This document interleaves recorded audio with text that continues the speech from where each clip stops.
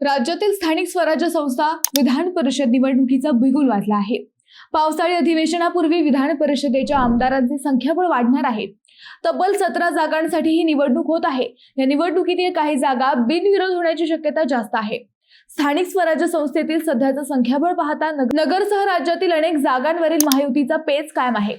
राष्ट्रवादी अजित पवार पक्ष व शिवसेना शिंदे गटापेक्षा भाजपला जास्त जागा मिळतील हे निश्चित आहे। या 17 जागांसाठीची प्राथमिक चर्चा संपून सोमवारी किंवा मंगळवारी याबाबत फायनल जागा निश्चित केल्या जाणार आहेत। सोमवारपासून अर्ज भरण्यास सुरुवात झाली असली तरी अर्ज भरण्याच्या अंतिम तारखेपर्यंत उमेदवारांचा कल सुरूच राहील अशी शक्यता जास्त आहे। नगरच्या राजकीय ताकदीचा विचार केला तर ही जागा राष्ट्रवादीऐवजी भाजपला मिळण्याची दाट शक्यता व्यक्त केली जात आहे। शनिवार व रविवारी झालेल्या महायुतीतील तिन्ही पक्षांच्या वरिष्ठांच्या बैठकीत नगरची जागा भाजपला मिळणार असल्याचे फिक्स झाल्याचे सांगितले जात आहे। परंतु असं झालं तर भाजपकडे सध्या तरी पक्षातील प्युअर उमेदवार नाहीये। जिंकून येण्याची खात्री असलेले भाजपचे एकमेव उमेदवार डॉक्टर सुजय विखे पाटील हे या निवडणुकीसाठी इच्छुक नसल्याचे सांगितले जात आहे। त्यामुळे ही जागा भाजपला मिळाली तरी भाजपला आपला उमेदवार आयात करावा लागेल। दुसरीकडे भाजपच्या नगरच्या स्थानिक स्वराज्य संस्था निवडणुकीचा इतिहास हा धोकादायक राहिलेला आहे। त्यामुळे उमेदवार देतानाच मते फुटणार नाहीत याची काळजी घ्यावी लागणार आहे। नगर जिल्ह्यातील डझनभर इच्छुक उमेदवार पाहता भाजपकडून कोण उमेदवार राहील हेच आपण या व्हिडिओतून पाहणार आहोत। नमस्कार, मी अद्वैता आणि आपण पाहत आहात अहिल्या नगर लाईव्ह 24, नगरी राजकारणाचं परफेक्ट अनालिसिस। शनिवारी मुंबईत महायुतीच्या वरिष्ठ नेत्यांची बैठक झाली।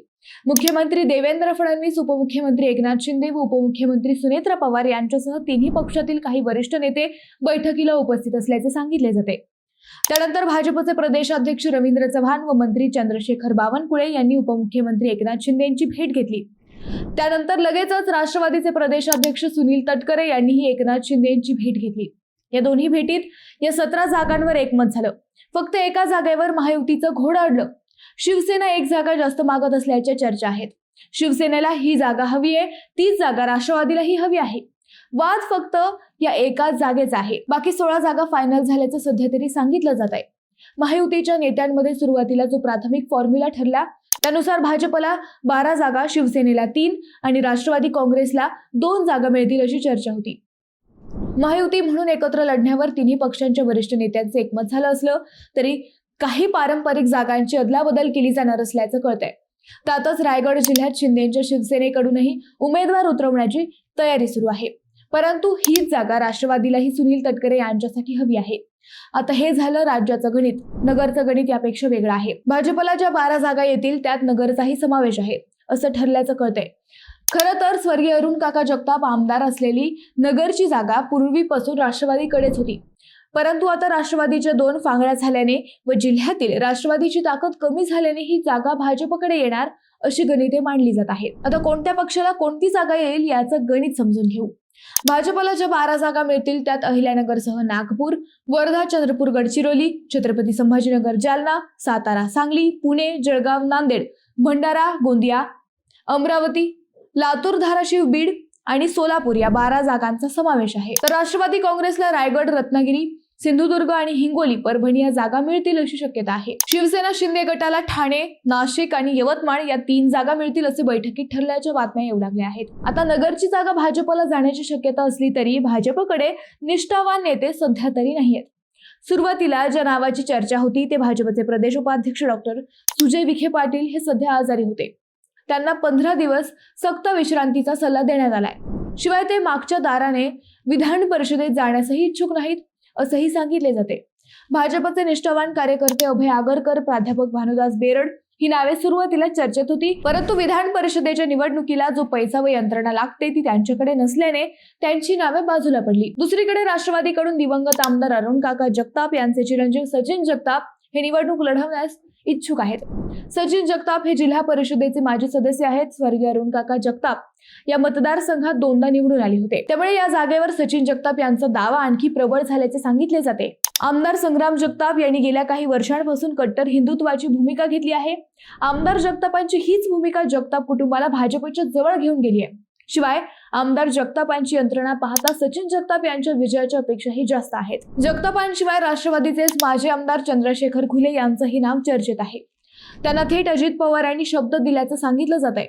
याशिवाय राष्ट्रवादीच्या शरद पवार गटाचे माजी मंत्री प्राजक्त तनपुरे हेही राष्ट्रवादी अजित पवार गटाकडून ऐनवेळी निवडणूक लढवतील अशाही चर्चा आहेत.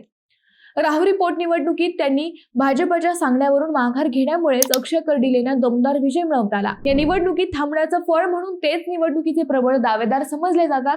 जगताप, तनपुरे व घुले या तिघांशिवाय शंकरराव गडाखांचंही नाव अचानक चर्चेत आलं होतं, परंतु ते नावही आता मागे पडलंय. याच चर्चेत अजून एका नावाची जोरदार चर्चा सुरू आहे.